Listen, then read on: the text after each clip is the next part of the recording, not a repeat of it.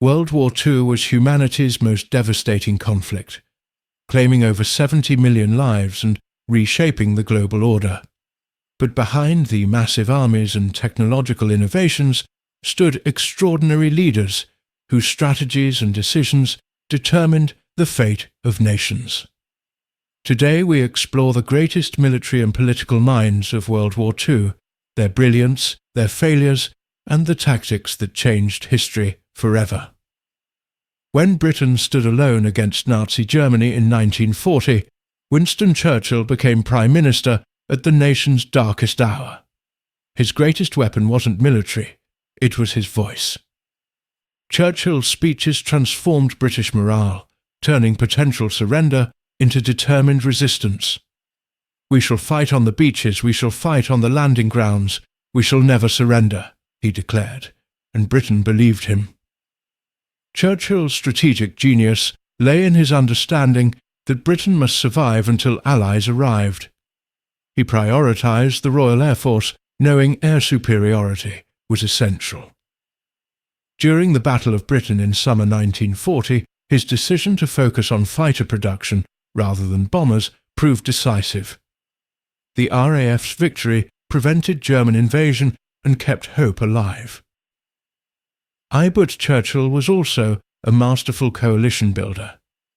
He cultivated the Anglo-American alliance, convinced Roosevelt to prioritize Europe over the Pacific, and managed the difficult relationship with Stalin. His strategic vision, defeating Germany first, controlling the Mediterranean, and preventing Soviet domination of Europe, shaped the entire Allied war effort. Franklin Delano Roosevelt guided America from isolationism to global superpower. After Pearl Harbor, he made the crucial decision that Germany, not Japan, was the primary threat. This Europe-first strategy contradicted public anger toward Japan, but proved strategically correct. Nazi Germany posed the greater long-term danger. Roosevelt's greatest contribution was transforming America into the arsenal of democracy. Under his leadership, U.S. industrial production exceeded the combined output of all Axis powers. By 1944, America produced 1 ship per day and 1 aircraft every 5 minutes. This economic mobilization, more than any battlefield tactic, ensured Allied victory. Through the Lend-Lease program, Roosevelt supplied weapons and materials to Britain and the Soviet Union before America even entered the war. This kept both nations fighting and established America as the indispensable ally. Roosevelt understood that victory required global coordination. He created the United Nations framework even before the war ended, planning for lasting peace. General Dwight D. Eisenhower didn't command armies, he commanded egos. As Supreme Allied Commander, his greatest challenge wasn't defeating Germans, but coordinating British, American, Canadian, and Free French forces led by prideful, competitive generals. Eisenhower's diplomatic skills and organizational genius made coalition warfare possible. Operation Overlord, the D-Day invasion of June 6, 1944, was history's most complex military operation. Eisenhower coordinated 156,000 troops, 5,000 ships, and 11,000 aircraft across 50 miles of French coastline. His decision to launch, despite bad weather, required immense courage. "The eyes of the world are upon you," he told his troops, and they delivered the beginning of Nazi Germany's end. Eisenhower's strategy emphasized the broad front approach, advancing on Germany from all directions simultaneously rather than concentrated thrusts. While controversial, this method prevented German forces from concentrating defences and ensured steady, methodical victory. By May 1945, his forces had crushed Nazi resistance completely. Joseph Stalin was perhaps history's most brutal leader, yet his decisions were crucial to Allied victory. When Germany invaded the Soviet Union, In June 1941, Stalin initially panicked, but he recovered to lead the most effective defensive war ever fought. His strategy was simple and terrible: trade space for time, sacrifice millions, and never surrender. The Battle of Stalingrad exemplified Stalin's approach.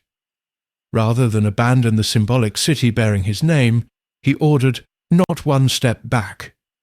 The resulting battle became history's bloodiest urban combat, over 2 million casualties. But Soviet victory in February 1943 marked the war's turning point. Germany would never recover. Stalin transformed the Soviet economy into a war machine that outproduced Germany despite losing vast industrial regions. Factories were literally moved beyond the Ural Mountains, reassembled, and continued production. The T-34 tank, designed under Stalin's oversight, became the war's most effective armoured vehicle: simple, mass-produced, and deadly. Stalin's final strategic achievement was the massive offensive that captured Berlin. Operation Bagration in summer 1944 destroyed German Army Group Center, Germany's largest defeat, worse than Stalingrad. By war's end, Soviet forces occupied Eastern Europe, positioning Stalin to dominate half the continent for 40 years. His strategic vision extended beyond military victory to post-war political control. Adolf Hitler was both architect and destroyer of Nazi Germany. His early strategies showed brilliance: the rapid rearmament, the use of blitzkrieg tactics, the exploitation of Allied weakness. From 1939 to 1941, Hitler's Germany conquered most of Europe with stunning speed. But his genius was tactical, never strategic. He couldn't see beyond the next battlefield victory. Hitler's catastrophic error was invading the Soviet Union in June 1941 while still fighting Britain. Operation Barbarossa was militarily brilliant but strategically insane.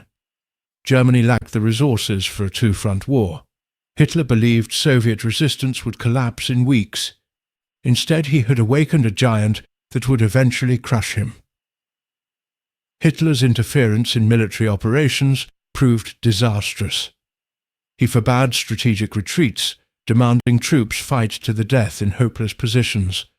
At Stalingrad, he refused evacuation, dooming the Sixth Army. He diverted resources to Holocaust operations rather than war production. By 1944, his paranoid micromanagement paralyzed German military effectiveness. Hitler's leadership became Nazi Germany's greatest liability. Erwin Rommel earned legendary status through tactical brilliance in North Africa. Commanding the Afrika Korps from 1941 to 1943, he repeatedly defeated larger British forces through innovative mobile warfare. Rommel understood combined arms tactics, coordinating tanks, infantry, and artillery in fluid, aggressive operations that confused and overwhelmed enemies. Rommel's greatest strength was improvisation. Outnumbered and undersupplied, he created Devil's Gardens, defensive minefields mixed with captured weapons. He used fake tanks built from cars to deceive British reconnaissance. At the Battle of Gazala in 1942, his risky flanking manoeuvre destroyed British armour and captured Tobruk, earning him his Field Marshal's baton. But Rommel's tactical genius couldn't overcome strategic reality. British General Montgomery defeated him at El Alamein in October 1942 through superior resources and careful planning. Rommel's supply lines were too long, his forces too small. By 1943, trapped between British and American armies, the Afrika Korps surrendered. Rommel had lost North Africa, but his reputation survived. Even enemies respected the Desert Fox. General Hideki Tojo became Japan's Prime Minister in October 1941, leading the nation into its most disastrous war. Tojo believed Japanese expansion across Asia was inevitable. Japan needed resources that Western powers controlled.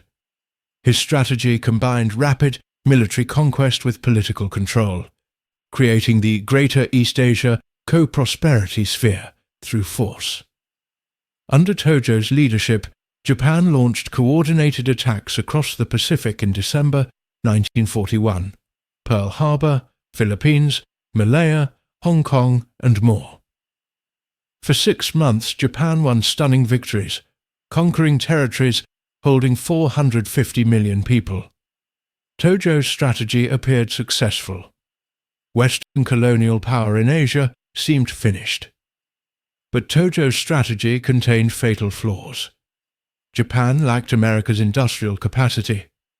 Attacking the US was strategic suicide.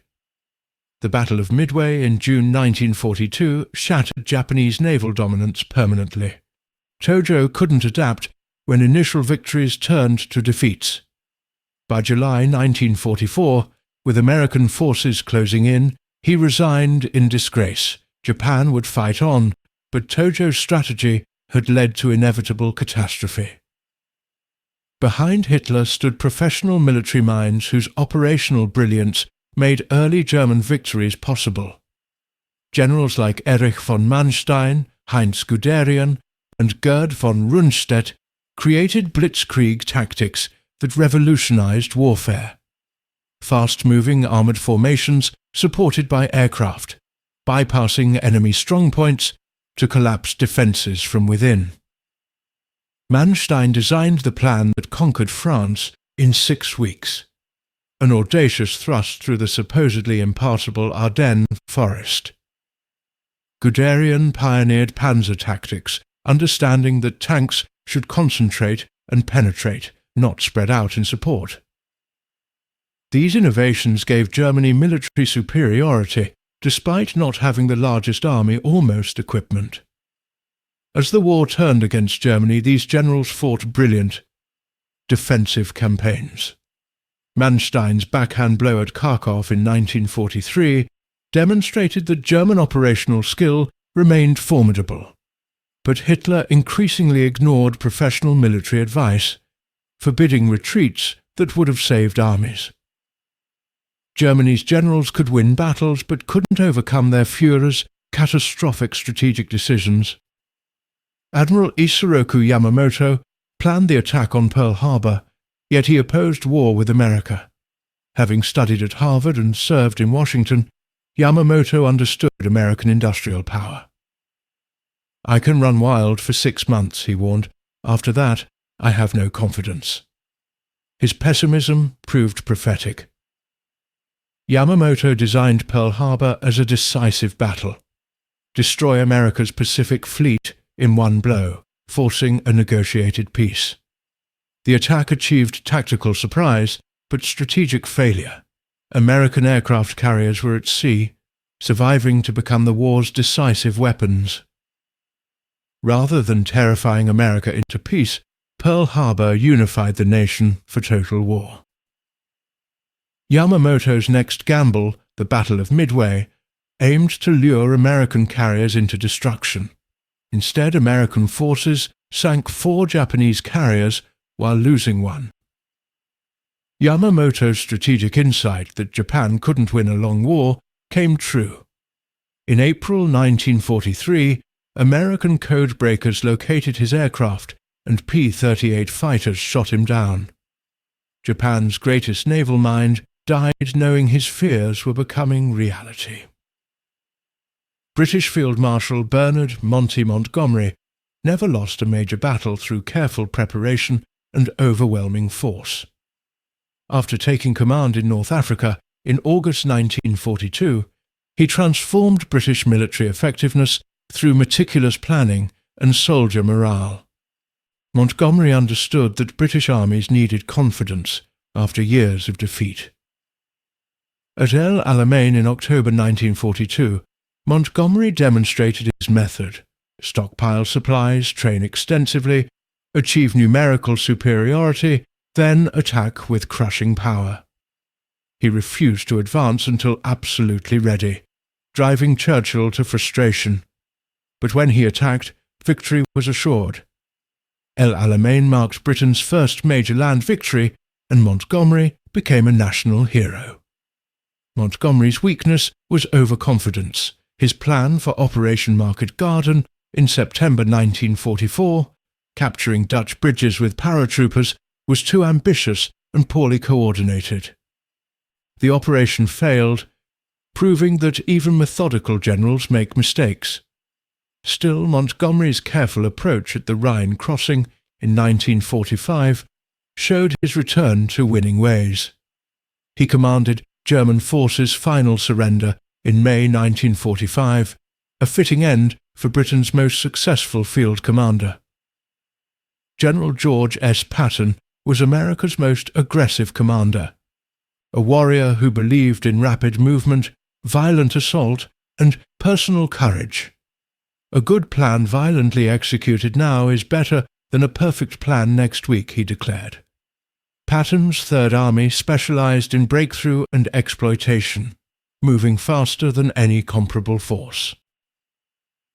In the summer of 1944, Patton's breakout from Normandy into Brittany and across France demonstrated mobile warfare at its finest. His forces covered 600 miles in 2 weeks, liberating territory and destroying German formations. Patton understood that speed and surprise compensated for casualties. Keeping enemies off balance prevented them from organizing effective defense. Patton's finest moment came during the Battle of the Bulge. When Germans launched a surprise offensive in December 1944, Eisenhower ordered Patton to redirect his entire army 90 degrees north, a supposedly impossible maneuver. Patton accomplished it in 48 hours, attacking German flanks and relieving surrounded American forces at Bastogne. His Third Army saved the Allied position through speed and aggression that seemed impossible.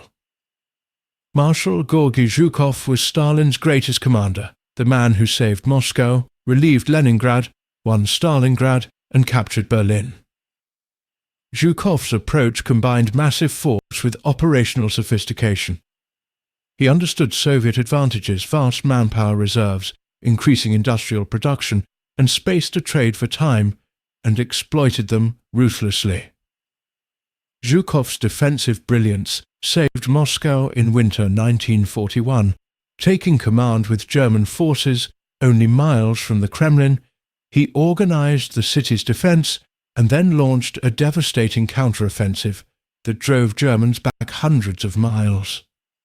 This was Germany's first major defeat, proof that the Wehrmacht wasn't invincible. At Stalingrad, Zhukov planned Operation Uranus, the encirclement that trapped 300,000 German troops. His coordination of multiple army groups demonstrated mastery of large-scale operations. By 1945, Zhukov led the final assault on Berlin, commanding 2.5 million troops in the war's climactic battle. His methods were costly. Soviet casualties were enormous, but effective. Zhukov's campaigns destroyed Nazi Germany. General Douglas MacArthur combined strategic vision with personal drama. Forced to flee the Philippines in 1942, he promised, "I shall return," and did so in October 1944. MacArthur's strategy in the Pacific, island hopping, bypassed Japanese strongholds, isolating garrisons and advancing toward Japan without fighting for every island. MacArthur's genius was choosing where not to fight. Rather than assault heavily defended islands, he seized weakly defended positions with good harbours and airfields. Japanese garrisons on bypassed islands became irrelevant, stranded without supplies or reinforcement. This strategy saved American lives while maintaining offensive momentum.